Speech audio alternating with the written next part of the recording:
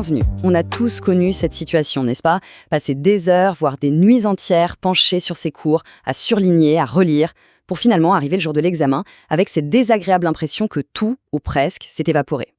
C'est une expérience frustrante et surtout incroyablement commune. Aujourd'hui, on va s'immerger ensemble au cœur des sciences cognitives. L'objectif, c'est d'analyser en profondeur non seulement comment on peut mieux apprendre, mais surtout de comprendre pourquoi certaines techniques, qui peuvent sembler parfois contre-intuitives, sont en réalité redoutablement plus efficaces que nos vieilles habitudes. On va donc déconstruire nos méthodes pour les rebâtir sur des fondations scientifiques, des fondations solides. Cette fraise, issue de nos sources, est volontairement directe, presque brutale. Elle s'adresse à des habitudes d'études que l'on a presque tous intégrées, parfois depuis le lycée, surligner des paragraphes entiers jusqu'à ce que la page soit jaune fluo, relire ses notes en boucle jusqu'à l'épuisement, ou encore passer des heures à réécrire méticuleusement des fiches de synthèse. Ces gestes sont des rituels, ils nous rassurent, mais la recherche scientifique, elle, est formelle. Ils sont, pour la plupart, inefficaces. Alors, analysons ensemble pourquoi ces méthodes, qui nous semblent si confortables, si productives, ne sont en fait qu'une perte de temps et d'énergie. Surligner, relire, réécrire, le point commun de toutes ces actions, c'est qu'elles nous donnent une sensation de productivité, un sentiment de maîtrise. À force de voir et revoir les mêmes phrases, le texte nous devient familier, notre cerveau le reconnaît plus facilement et il nous envoie un signal, mais c'est un signal trompeur. Il nous dit « c'est bon ça, tu connais ». Les sources scientifiques donnent un nom à ce piège, c'est l'illusion de maîtrise. Pour prendre une analogie, c'est un peu comme regarder en boucle des vidéos d'un grand champion cycliste et s'imaginer qu'on maîtrise parfaitement le vélo. Cette familiarité et ce confort cognitif est en réalité le symptôme que notre cerveau ne fournit pas l'effort nécessaire à un apprentissage réel et durable. Il ne construit rien de nouveau, il se contente de reconnaître quelque chose de familier. Pour vraiment saisir la racine de cette inefficacité, il est indispensable de se pencher un instant sur le modèle de base de notre architecture cognitive. Pour simplifier, les sciences de la mémoire la comparent très souvent au fonctionnement d'un ordinateur, un système qui s'articule autour de deux composants principaux, bien distants, mais constamment en interaction. Alors, voici le premier composant, notre mémoire de travail. On peut vraiment se la représenter comme la mémoire vive, la RAM de notre ordinateur mental. Imaginez un jongleur. Ce jongleur peut manipuler un certain nombre de balles en même temps, disons 4 ou 5 idées, concepts ou informations simultanément. Mais si on essaye de lui lancer une balle de plus, tout risque de s'effondrer. C'est sur ce petit bureau mental, qui est très vite encombré, que se déroule notre pensée active, la résolution de problèmes en temps réel. Sa capacité extrêmement limitée est donc le premier et le principal goulot d'étranglement de l'apprentissage. Et puis, en contraste total, on a notre disque dur interne, notre mémoire à long terme. C'est une bibliothèque quasi infinie. C'est là que sont archivées de manière durable nos connaissances, nos souvenirs, nos compétences.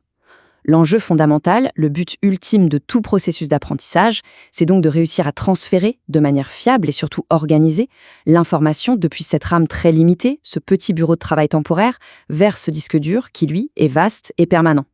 Apprendre, ce n'est donc pas un processus à sens unique, c'est un aller-retour constant entre ces deux systèmes. L'encodage, pour reprendre notre analogie de la bibliothèque, c'est l'acte de ranger un nouveau livre sur une étagère. La récupération, c'est la capacité à retrouver ce livre spécifique sur la bonne étagère au moment précis où on en a besoin. L'erreur fondamentale de la plupart des méthodes d'études traditionnelles, comme la relecture passive, c'est de se concentrer presque exclusivement sur l'encodage, c'est-à-dire sur le remplissage frénétique des étagères, sans jamais s'entraîner à aller chercher les livres une fois qu'ils sont rangés. Et ça, c'est une idée qui change absolument toute notre perspective sur l'apprentissage. Quand on a l'impression d'avoir oublié quelque chose, ce n'est généralement pas que l'information a été effacée de notre disque dur. Non, elle est toujours là quelque part. Le problème, c'est un problème d'accès. Il nous manque le chemin pour y arriver, la bonne clé pour ouvrir la porte. C'est pour ça que chaque fois que l'on se force activement à se souvenir d'une information, on ne fait pas que la réviser. En réalité, on est en train de forger et de renforcer un nouveau chemin d'accès neuronal vers cette connaissance. On la rend plus facile, plus rapide à retrouver la fois suivante. Bon, maintenant que cette architecture de base est posée, on peut explorer les stratégies concrètes qui en découlent. La première, et sans doute la plus puissante de toutes, concerne la manière de lutter intelligemment contre ce processus naturel et totalement inévitable qu'est l'oubli. Dès l'instant où l'on apprend quelque chose de nouveau, la trace de ce souvenir dans notre cerveau commence immédiatement et très rapidement à s'estomper. Cette dégradation est exponentielle.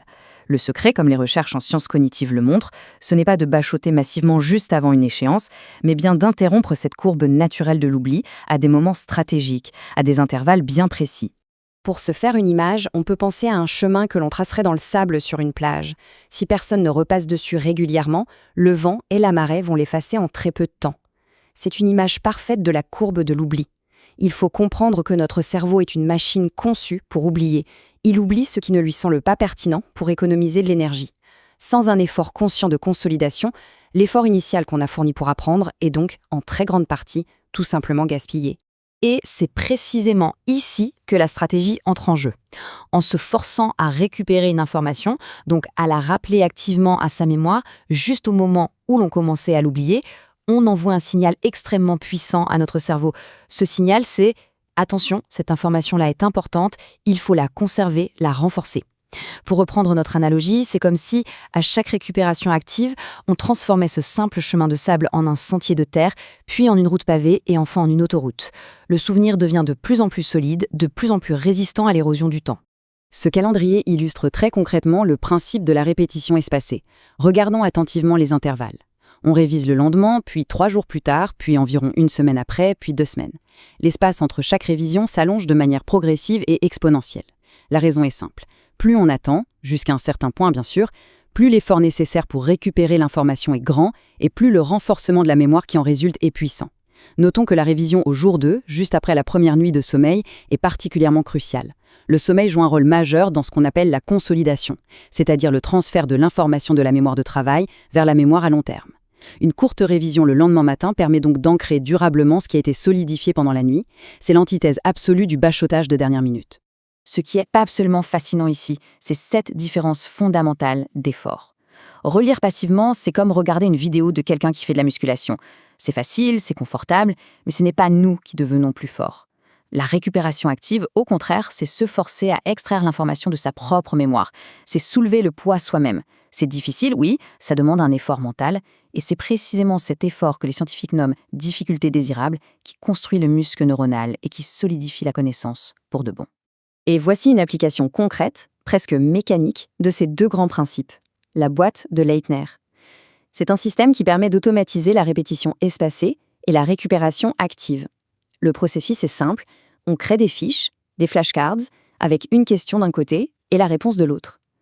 Au départ, toutes les fiches sont dans la première boîte. Chaque jour, on se teste sur les cartes de cette boîte 1. Si la réponse est juste, la carte progresse vers la boîte suivante, où elle sera revue moins souvent. Mais, et c'est là toute la puissance du système, si la réponse est fausse, peu importe que la carte vienne de la boîte 2, 3 ou 4, elle retourne impitoyablement à la case départ, dans la boîte 1. Ce mécanisme tout simple nous force à consacrer notre temps et notre énergie là où c'est le plus nécessaire, sur les concepts qui ne sont pas encore maîtrisés. Parfait. Passons maintenant à l'étape suivante. Mémoriser des faits isolés, c'est une chose. Mais le véritable apprentissage, la véritable expertise, requiert une compréhension profonde et connectée des concepts. Et cela, ça ne se produit que lorsque l'apprenant cesse d'être un récepteur passif d'informations pour devenir un constructeur actif de son propre savoir. Il faut bien comprendre que notre cerveau n'est pas une sorte d'éponge qui absorbe passivement les informations. C'est beaucoup plus proche d'une immense toile d'araignée. Chaque nouvelle information qu'on apprend est d'autant plus solide et d'autant plus facile à retrouver qu'elle est connectée à de multiples fils qui existent déjà. Apprendre, c'est donc un acte de tissage. C'est activement créer ces liens, intégrer le nouveau dans l'ancien pour construire des structures de connaissances riches et solides que les experts appellent des schémas mentaux. Chacune des techniques que l'on voit ici oblige le cerveau à faire bien plus que simplement reconnaître de l'information. Elles exigent de reformuler avec ses propres mots, d'organiser, de synthétiser, de simplifier, de créer des liens.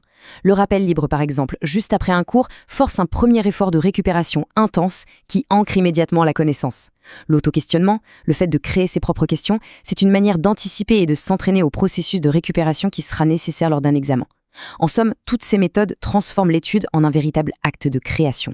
La technique de Feynman en particulier est un outil de diagnostic absolument formidable. Le principe est d'une simplicité désarmante. Si on ne peut pas expliquer une idée avec des mots simples, des analogies claires, comme on le ferait à un enfant qui ne connaît rien au sujet, c'est qu'en réalité, on ne l'a pas encore véritablement comprise. Le moment où l'on bute sur un mot, où l'on est obligé d'utiliser un jargon complexe sans pouvoir le traduire, c'est ce moment qui révèle avec une précision chirurgicale les zones d'ombre de notre propre compréhension. C'est un révélateur qui permet de distinguer la mémorisation superficielle de la maîtrise conceptuelle profonde. Enfin, pour pouvoir assembler et utiliser tous ces outils de manière efficace, il faut une compétence supérieure, une sorte de compétence maîtresse. C'est la capacité de réfléchir sur sa propre manière de penser, de devenir en quelque sorte le stratège de son propre apprentissage. La métacognition, c'est l'art de passer du statut de simple passager de son apprentissage à celui de pilote. C'est être capable de choisir consciemment la bonne stratégie pour la bonne tâche. C'est pouvoir évaluer avec honnêteté et lucidité ce que l'on sait vraiment et, ce qui est peut-être encore plus important, ce que l'on ne sait pas, pour justement ne pas tomber dans le piège de l'illusion de maîtrise. En d'autres termes, c'est sortir du pilotage automatique pour activement planifier, monitorer et ajuster ses efforts d'apprentissage. Il faut être très clair sur ce point. Les méthodes d'apprentissage qui fonctionnent vraiment sont exigeantes. Il y a une règle assez simple. Si une technique d'étude vous semble facile, confortable, sans effort, elle est très probablement inefficace. Comme le soulignent toutes nos sources, l'effort cognitif, c'est le moteur même de l'apprentissage. Cet inconfort que l'on ressent quand on peine à se souvenir d'une information, ce n'est pas un signe d'échec. Au contraire, c'est le bruit du cerveau qui est en train de se muscler. Il faut donc apprendre à rechercher et même à apprécier cette sensation d'effort. L'objectif final n'est donc pas d'appliquer aveuglément une seule recette magique qui fonctionnerait pour tout. Il s'agit plutôt de se constituer sa propre boîte à outils personnalisée, une boîte remplie de stratégies actives et efficaces, comme celle que l'on vient de voir. Et ensuite, il s'agit de développer cette sagesse métacognitive pour savoir exactement quel outil utiliser et à quel moment, en fonction du type de matière, de l'objectif final et bien sûr de ses propres points forts et de ses propres points faibles. Nous avons donc exploré la science, les outils et la stratégie globale.